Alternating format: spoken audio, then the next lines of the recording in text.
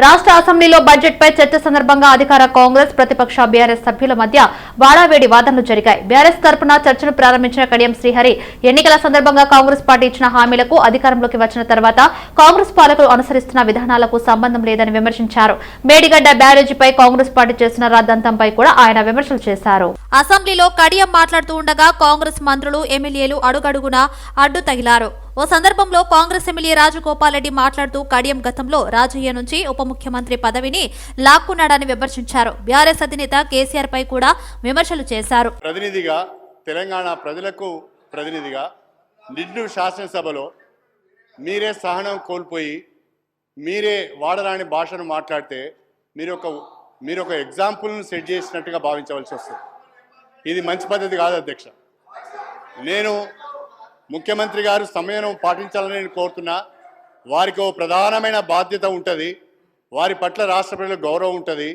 ఆ గౌరవాన్ని కాపాడుకునే విధంగానే ముఖ్యమంత్రి గారు మాట్లాడాలి తప్ప కోమటిరెడ్డి రాజగోపాల్ రెడ్డి యొక్క మాట్లాడితే బాగుండదు అధ్యక్ష అని ఈ సందర్భంగా చెప్పదలుచు. రాజగోపాల్ రెడ్డి గారు నా వ్యక్తిగతంగా నా పేరు తీసుకొని మాట్లాడండి. నేను వినండి ఒక మాట. రాజశేఖర రెడ్డి గారు ఇప్పుడు నా పేరు తీసుకొని మాట్లాడారు. ఏమని? నేను ఎవరినో చీట్ చేశానని. ఆయన పెద్ద మనిషి ఇటువంటి మాటలు నన్ను అనొచ్చా? అది పార్టీ అధ్యక్ష, అది పార్టీ అంతర్గత విషయం. మంత్రులు ఎవరు కావాలి, ఎవరు చేయాలనేది పార్టీ అంతర్గత విషయం. అధ్యక్ష, మీరు చెక్ చేయండి రికార్డ్స్. ఒకనాడు హరీష్ రావు గారు ఒక నిమిషం రంగన ఒకనాడు హరీష్ రావు గారేమో ఆ రోజు నా గురించి నా మంత్రి పదవి గురించి మాట్లాడు. మళ్ళా కడియం శ్రీహరి గారు మాట్లాడారు మా పార్టీ గురించి. అధ్యక్ష, మా పార్టీ అంతర్గత విషయం గురించి ఎవరు మంత్రులు కావాలి మా పార్టీ అధిష్టానం ముఖ్యమంత్రి గారు నిర్ణయం తీసుకుంటారు. ప్రతిసారి వీళ్ళ దుర్బుద్ధి ఏంటంటే అధ్యక్ష, వాళ్ళకి అధికారం పోయినప్పటి నుంచి మా కాంగ్రెస్ పార్టీ సభ్యుల దగ్గర పోయి నీకు మంత్రి పదవి రాలేదు, నీకు అది రాలేదు, నీకు అది అని మమ్మల్ని రెచ్చగొట్టి పార్టీని చీల్చే కుట్ర వీళ్ళు చేస్తున్నారు అధ్యక్ష. ఇది వాళ్ళ నైజం. వాళ్ళ కడుపులో విషయం ఉంది. నన్ను ప్రతి ఒక్కరి దగ్గర పోయి నువ్వు మంత్రి కాలేదా ఇవన్నీ మాట్లాడే ఈ కుట్ర చేస్తున్నారు. కడియం శ్రీహరి గారు, మీరు నాలాంటి మనిషిని పట్టుకొని అధ్యక్ష మేడిగడ్డ మేడిపండులా కుంగిపోయి కుప్పకూలుతుంటే నీరు నింపడం ఎలా సాధ్యమవుతుందని సీఎం రేవంత్ రెడ్డి ప్రశ్నించారు. మేడిగడ్డకు ఎందుకెళ్తారన్న కేసీఆర్ వ్యాఖ్యలపై తీవ్రంగా స్పందించిన రేవంత్ రెడ్డి మేడిగడ్డ నుంచి మిగతా బ్యారేజ్లోకి నీటిని ఎలా ఎత్తిపోస్తారు అని చెప్పి చూపాలని సవాల్ విసిరారు. కాళేశ్వరం ప్రాజెక్టు గోదావరి జలాలపై చర్చించేందుకు ప్రభుత్వం సిద్ధంగా ఉందన్న సీఎం కాళేశ్వరం దోపిడీలో జైలుకు వెళ్లాల్సి వస్తుందనే కేసీఆర్ ప్రతిపక్ష నేత బాధ్యతను తప్పించుకొని సభకు రావటం లేదని ధ్వజమెత్తారు. మేడిగడ్డ అంశంలో కొత్తగా వచ్చిన తమ ప్రభుత్వమే తప్పు చేసిన మేమే బాధ్యత వహించనన్నట్టుగా బీఆర్ఎస్ నేతలు మాట్లాడుతున్నారన్నారు. పదే భాష మాటలపై సభలో చర్చ జరుగుతుంది. నల్గొండ సభలో మాజీ సీఎం మాట్లాడిన మాటలపై చర్చ చేద్దామా అని సవాల్ విసిరారు.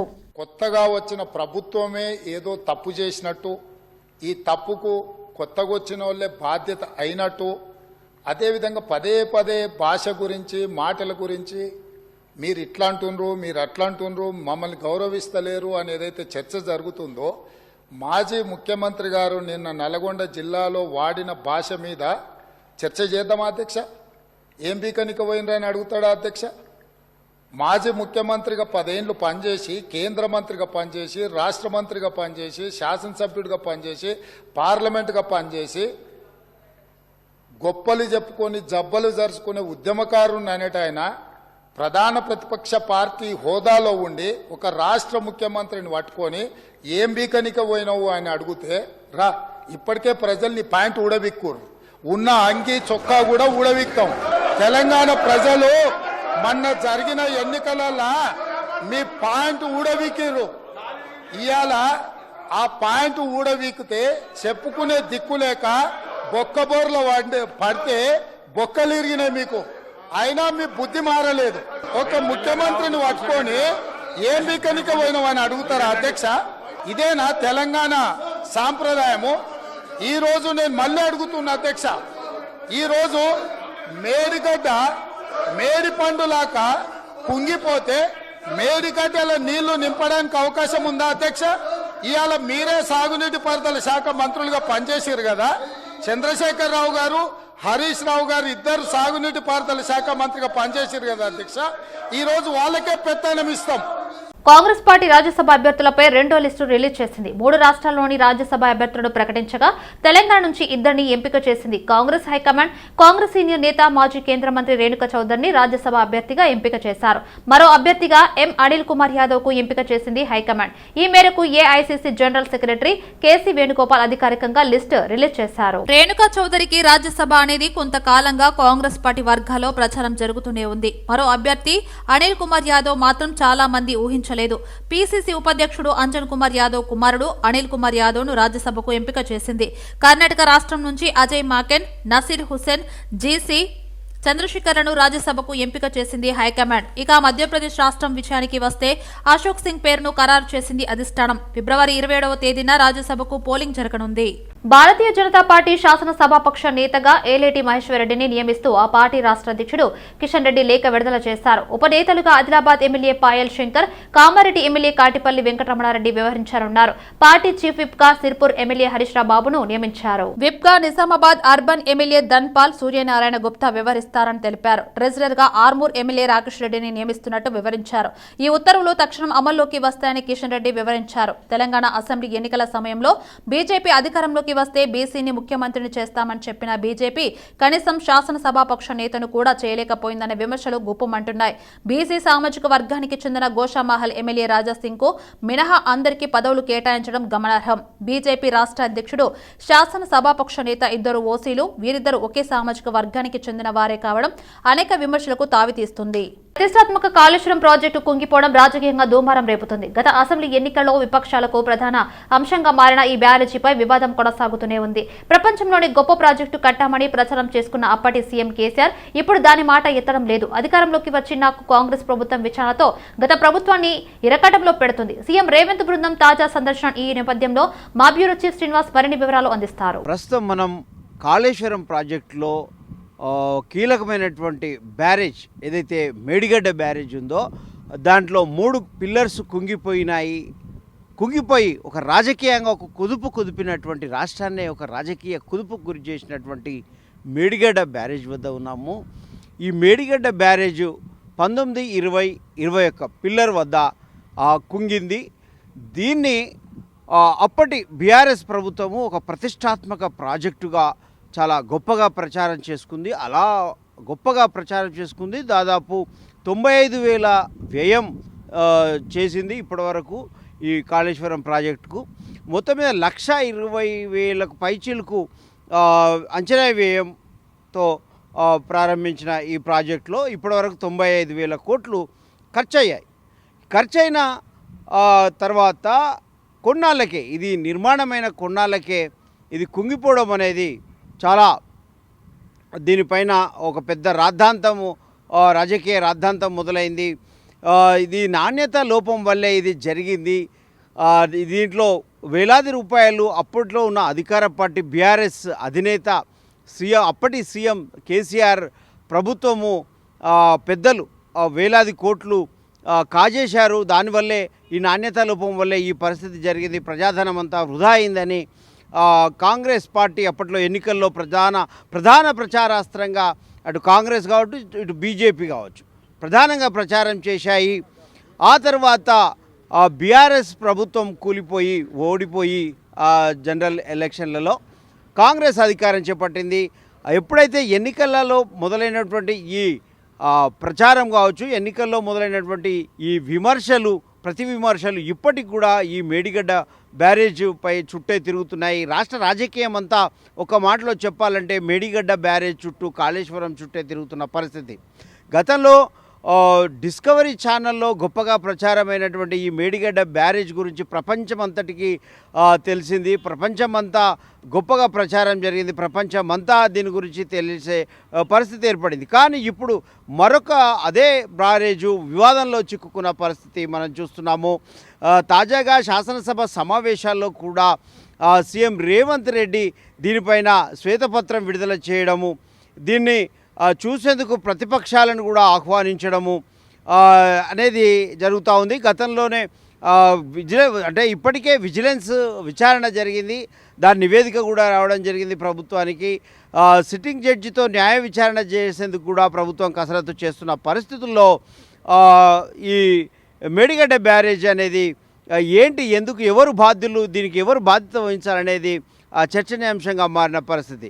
అందులో ఈ విచారణ జరుగుతూ దీనిపైన ప్రభుత్వం వివిధ రకాలుగా దీంట్లో దోషులను పట్టుకోవాలి, దీంట్లో జరిగిన అక్రమాలను వెలికి తీయాలని చేస్తున్న క్రమంలోనే మరోవైపు బీఆర్ఎస్ పార్టీ కృష్ణా జలాలను కేంద్రానికి, కృష్ణా ప్రాజెక్టులను కేంద్రానికి అప్పచెప్పింది అన్న అంశాన్ని తెర మీదకి తేవడము, అది ఈ అంశాలు నదీ జలాల అంశం మరొకసారి మొత్తం దేశం దృష్టిని ఆకర్షిస్తున్న పరిస్థితి మనం చూడొచ్చు. ప్రస్తుతం ఇది గోదావరి నది.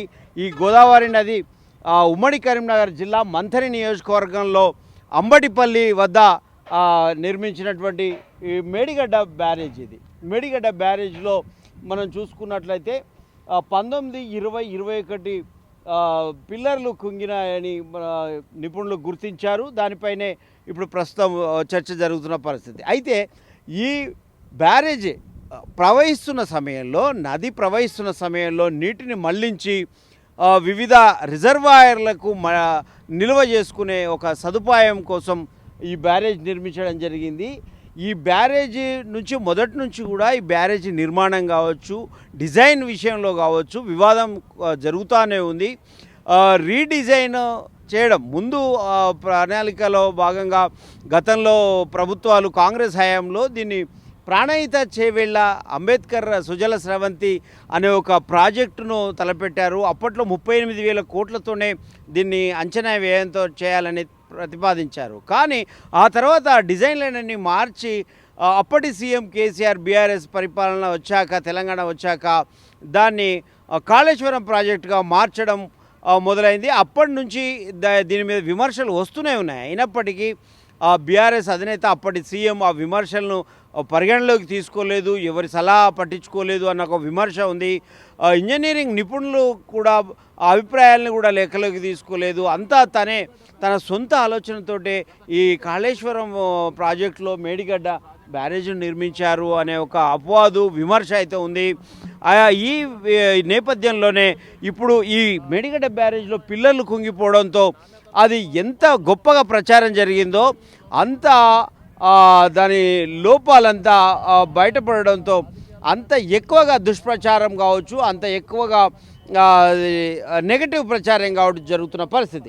అయితే దీన్ని ఒప్పుకోకపోవడంతో అప్పటి ప్రభుత్వము దాన్ని పరిగణలోకి తీసుకోకపోవడం కాకుండా దాన్ని మరిపించే స్థాయిలో ప్రయత్నాలు చేయడంతో ఇప్పుడు అధికారం చేపట్టినటువంటి కాంగ్రెస్ ప్రభుత్వము దాన్ని అందరికీ చూపించి క్షేత్రస్థాయిలో వాస్తవాలను చూపించాలనే ఒక ప్రణాళికలో భాగంగా, ఒక ఆలోచనలో భాగంగా ఈరోజు మొత్తం ప్రజాప్రతినిధులను ఆహ్వానించింది, అన్ని పార్టీల ప్రజాప్రతినిధులను. అయితే దాంట్లో బీఆర్ఎస్ రావడం లేదు. బీఆర్ఎస్ పార్టీ, బీజేపీ పార్టీ రావడానికి నిరాకరించడం జరిగింది. అసెంబ్లీ ముఖంగానే వాళ్ళ అభిప్రాయం చెప్పడం జరిగింది. అలాగే కేవలం ఇప్పుడు కొంతమంది ఎంఐఎం నేతలు, అలాగే కాంగ్రెస్ ఎమ్మెల్యేలు, ఎంపీలు, ఎమ్మెల్సీలు, సీఎం, అలాగే మంత్రులు బృందంగా ఏర్పడి ఇక్కడికి సందర్శించడం జరుగుతూ ఉంది. ఈ క్రమంలో మరొకసారి మేడిగడ్డ బ్యారేజు వార్తల్లోకి ఎక్కిస్తున్న పరిస్థితి. అయితే ఇప్పటికే పలు రకాల విచారణలు కొనసాగుతున్న పరిస్థితిలో ఇక ముందు ఎలాంటి మలుపులు తీసుకుంటుంది ఈ మేడిగడ్డ బ్యారేజు? దాదాపు వేలాది కోట్ల ప్రజాధనంతో ఏర్పడ్డ ఈ మేడిగడ్డ బ్యారేజ్ భవిష్యత్ ఏంది, ఇక ముందు దీన్ని దిద్దుబాటు సాధ్యమవుతుందా కాదా అనే అనేకమైన ప్రశ్నలు నిపుణులను ఆందోళనలో పడేస్తున్న పరిస్థితి.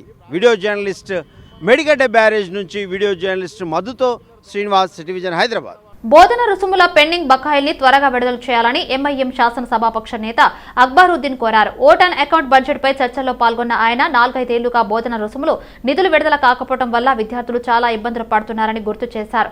కోర్సులు పూర్తయినా కళాశాల యాజమాన్యాలు సర్టిఫికెట్లు ఇవ్వకపోవడం వల్ల విద్యార్థులు ఉన్నత విద్య, ఉద్యోగ విషయాల్లో ఇబ్బందులు పడుతున్నారన్నారు. ఇలా జరగకుండా ఉండాలంటే ప్రభుత్వమే విద్యా సంస్థలకు లేఖలు రాయాలని, కోర్సులు పూర్తయిన విద్యార్థులకు సర్టిఫికెట్లు ఇవ్వాలని కోరాలని అక్బరుద్దీన్ సూచించారు. मैं आपके जरिए हुकूमत से मुतालबा करूंगा कि माइनॉरिटी, एससी, एसटी और बीसीज के जितने स्टूडेंट्स हैं उनकी आरटीएफ, एमटीएफ जो पेंडिंग हैं, जो 4-4 साल, 3-3 साल से हैं, उसको क्लियर करिए. मैं जानता हूं कि फाइनेंशियल पोजीशन कैसा है, मुझे मालूम है सारी बातें. मैं ये कहूंगा एटलीस्ट आपके जरिए हुकूमत से मैं ये दरख्वास्त करूंगा कि we should write a letters to all the colleges, all the trust and the societies running the colleges, not to hold the certificates of the students who have completed their courses. At least we can do this. देखिए देर हो रही है, लेकिन मुझे यकीन है कि हुकूमत जरूर उन सारे ड्यूज को क्लियर करेगी.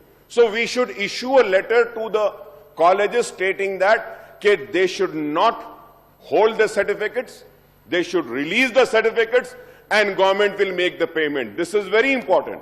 Why I am saying this, Honorable Speaker, sir, is that after completing the course, like engineering or any other professional course, they are going for interviews. పురాణపూల్లోని శ్లోక ద స్కూల్లో వైభవంగా వసంత పంచమి వేడుకలు జరిగాయి. ఈ సందర్భంగా వేద పండితులతో 35 మంది చిన్నారులకు అక్షరాభ్యాస కార్యక్రమం నిర్వహించారు. ఈ కార్యక్రమంలో directors Ratan Prakash Jaiswal, Deepika Jaiswal, vice principal G Jaya తదితరులు పాల్గొన్నారు. ఈ కార్యక్రమం నిర్వహించిన స్కూల్ యాజమాన్యానికి తల్లిదండ్రులు ధన్యవాదాలు తెలుపుతూ పాఠశాలలో అడ్మిషన్ చేయించారు. ఇవాళ వసంత పంచమి రోజున అందరికీ వసంత పంచమి శుభాకాంక్షలు. శ్లోకా స్కూల్ తరఫు నుంచి పేరు పేరున అందరి విద్యార్థులకు, తల్లిదండ్రులకు, మా పాఠశాలలో చదివే పిల్లలకి అందరికీ వసంత పంచమి శుభాకాంక్షలు. మీ అందరికీ తెలిసిన వార్తనే, మా శ్లోకా స్కూల్ ఇవాళ వసంత పంచమి రోజున అడ్మిషన్ డ్రైవ్ పెట్టింది. దీంట్లో చాలా మంది పేద విద్యార్థులు, మధ్యతరగతి కుటుంబ విద్యార్థులకు అడ్మిషన్ ఫీజు డొనేషన్ లేకుండా అడ్మిషన్స్ ఇస్తున్నాము. మా స్వచ్ఛమైన కల్పం ఏంటంటే పిల్లలకి మంచి విద్యను అందించాలి, నాణ్యమైన విద్యని. ప్రజలను చైతన్యవంతం చేసేది సాహిత్యమని రాజ్యసభ సభ్యులు ఆర్ కృష్ణయ్య పేర్కొన్నారు. ప్రవీణ్ శ్రీ రచించిన శ్రీలేఖలు కవిత సంపుటి పుస్తకాన్ని హీరో సుమంత్తో కలిసి సోమాజిగూడ ప్రెస్ క్లబ్ లో ఆవిష్కరించారు. మనుషులలో శక్తులను బయటకు తీసుకొచ్చి సమాజానికి దిక్సూచిగా రచయితలు పనిచేస్తారన్నారు. సమకాలీన ఆర్థిక సామాజిక అంశాలపై ప్రభావశీలమైన రచనలతో రచయితలు ముందుకు రావాల్సిన అవసరం ఉన్నదని ఆర్ కృష్ణయ్య అన్నారు. రచయితలు కొత్త కొత్త ఆలోచనలతో సామాజిక దృక్పథం కోణంలో రచనలు చేయాలని సూచించారు. నేటి సమాజంలో కొత్త పరిణామాల వల్ల కవిత్వం తన అస్తిత్వాన్ని కోల్పోకుండా నూతనత్వాన్ని సంతరించుకోవాలని తెలిపారు. అనంతరం పుస్తక రచయిత ప్రవీణ్ ను మాజీ డీసీపీ బద్రీనాథ్తో కలిసి ఘనంగా సన్మానించారు. ఆలోచించే గొప్ప గొప్ప విప్లవకారులందరూ సాహిత్యం వల్లనే, పుస్తకాల వల్లనే, రచనల వల్లనే ప్రభావితమై, కాబట్టి ఇంకా రచయితల లోపల కొత్త కొత్త ఆలోచనలు, కొత్త దృక్పథాలు, ఇన్నోవేటివ్ ఐడియాస్, సమాజం పట్ల మరింత కమిట్మెంట్ తోటి ముందుకు పోవాల్సినటువంటి సామాజిక బాధ్యత, ఇది నైతిక బాధ్యత, సామాజిక బాధ్యతను తమ చేతుల్లోకి తీసుకోవాలని చెప్పి ఆకాంక్షిస్తూ ఈ భారతదేశాన్ని గొప్ప దేశంగా, అసమానతలు లేనటువంటి, సామాజిక వివక్షతలు లేనటువంటి, ఆచరణ లేనటువంటి దేశంగా తీర్చిదిద్దడానికి ప్రతి ఒక్కరు కృషి చేయాలని. వాళ్ళ ప్రవీణ్ గారు చాలా కృషితో, ఎంతో ఆలోచనతో మన తెలుగు భాష గురించి, కవిత్వం గురించి, మన లిటరేచర్ గురించి ఇంత మంచి బుక్ని ఓపెనింగ్ చేసినందుకు, ఆ ఓపెనింగ్ మమ్మల్ని పిలిచినందుకు చాలా థ్యాంక్స్ ఆర్గనైజర్స్కి, ఎస్పెషల్లీ రవి గారికి అండ్ మన ప్రవీణ్ గారికి ఇద్దరికి. రాచకొండ నూతన కమిషనర్ గా తరుణ్ జోషి బాధ్యతలు స్వీకరించారు. నేరెడ్మెట్ రాచకొండ సిపి ఆఫీసులో సాయంత్రం బాధ్యతలు తీసుకున్నారు. ఈ సందర్భంగా కార్యాలయ సిబ్బంది, పోలీస్ అధికారులు ఆయనకు ఘన స్వాగతం పలికారు. కమిషనరేట్ పరిధిలో శాంతి భద్రతలు అదుపులో ఉండే విధంగా కృషి చేస్తానని తరుణ్ జోషి అన్నారు. నగరంలో మాదక ద్రవ్యాలు సరఫరా పాల్పడిన వారిపై నిఘా ఉంచి ఉక్కుపాదం మోపుతామని వెల్లడించారు. యువత డ్రగ్స్ కు పట్ల అప్రమత్తంగా ఉండాలని సూచించారు. So first of all, I want to express my thanks to the government and to the Honorable CM Garu and to Honorable DGP Garu for giving this opportunity to provide services to the public of Rachakonda.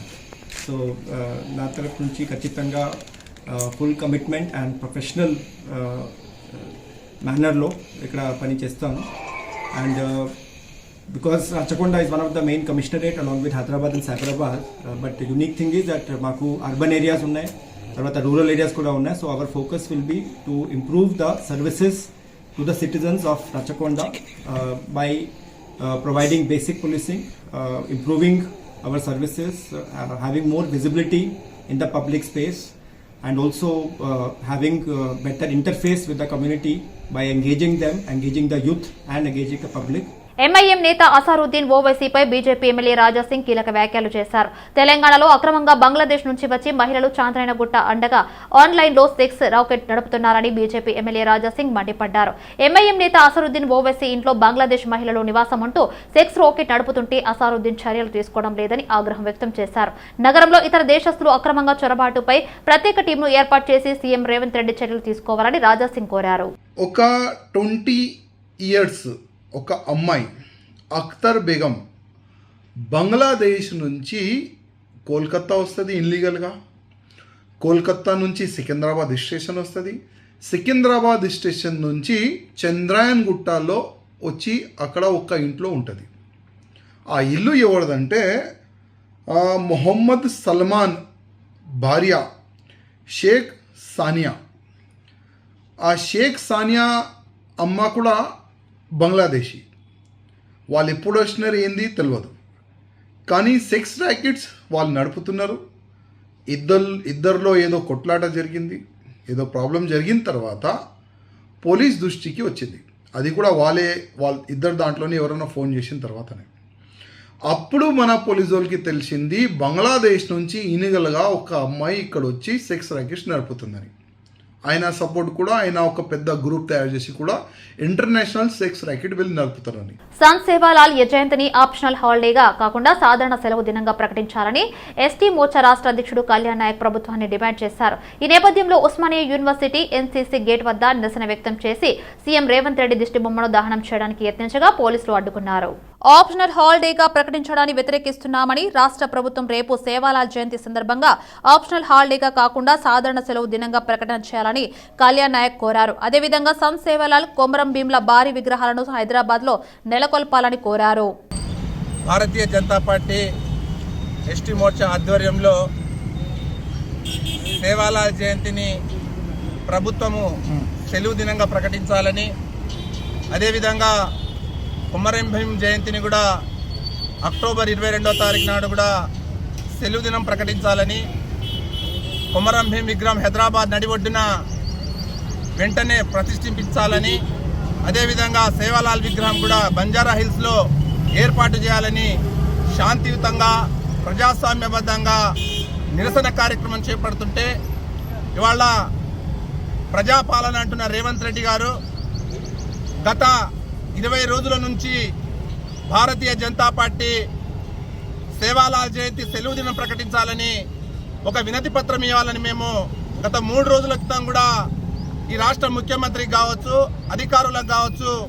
Siddipet జిల్లా వర్గల్లోని విద్యా సరస్వతి ఆలయంలో వసంత పంచమి వేడుకలు వైభవంగా జరుగుతున్నాయి. తెల్లవారుజామును 4 గంటల నుంచే అమ్మవారి దర్శనం కోసం భక్తులు బారులు తీరారు.